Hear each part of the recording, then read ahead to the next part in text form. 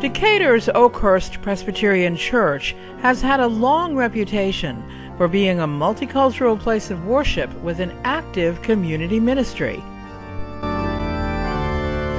For Reverend Nibs Stroupe, the issue isn't whether churches should be political. He says with missions of peace and social justice, American churches have always been political.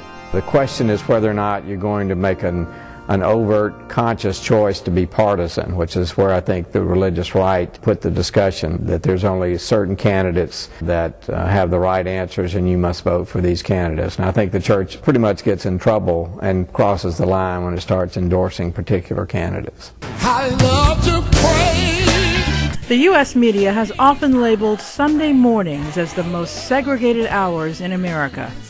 Nibs Stroupe says there are two reasons for that.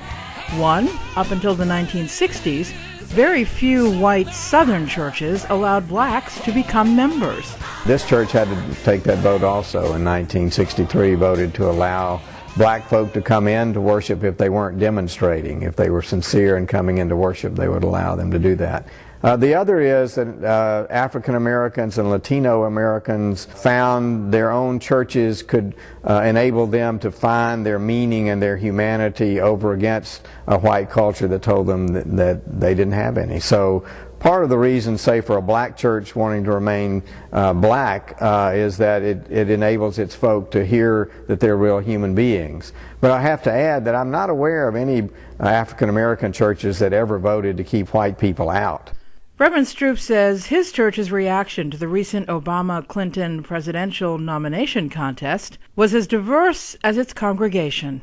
After Barack Obama won the Iowa primary, I came in and was celebrating that with some of our African American members, and almost all of them responded, we know they're going to assassinate him before he gets to be elected president. I hope that's not the case, and I think they hope so, but it shows how deep their distrust of white people allowing a black man to have power over them is. So that was a learning experience.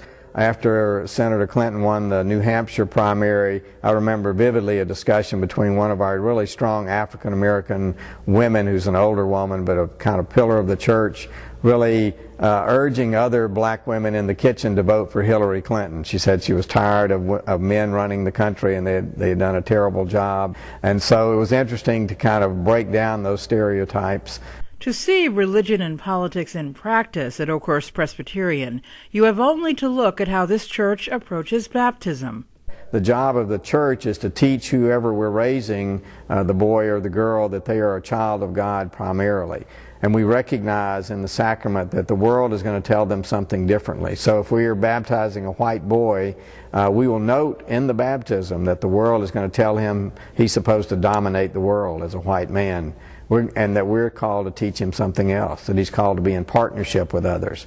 And if it's a black boy, we're going to say the world's going to teach him that he should not like himself, that he should internalize the fact that he's inferior and is dangerous, and we're going to try to teach him that God loves him and cares about him and that he's seen as the Son of God. If we have a girl baby that we're baptizing, we'll say the world's going to tell her that she's a property of men, subservient to men, inferior to men. But we're asked to teach her that she's a daughter of God. Reverend Stroupe says the recent media uproar over comments by Barack Obama's former pastor, Reverend Jeremiah Wright, really reveals a lack of understanding of the African American church. You try to get Jesus' attention just for me. Because if you knew that I was poor and physically challenged and unemployed and uneducated man, that according to Roman culture, I was not even a full human being. I grew up with really wonderful white people teaching me racism. So that's helped me sort of keep a perspective that racism and many other things like sexism and homophobia capture our imaginations and our hearts. So it's not that we become bad people, we become captives. And so the issue is not to say who's bad and who's good, but to help all of us be liberated from our captivity so we can see the biblical vision where everyone is welcome at the table.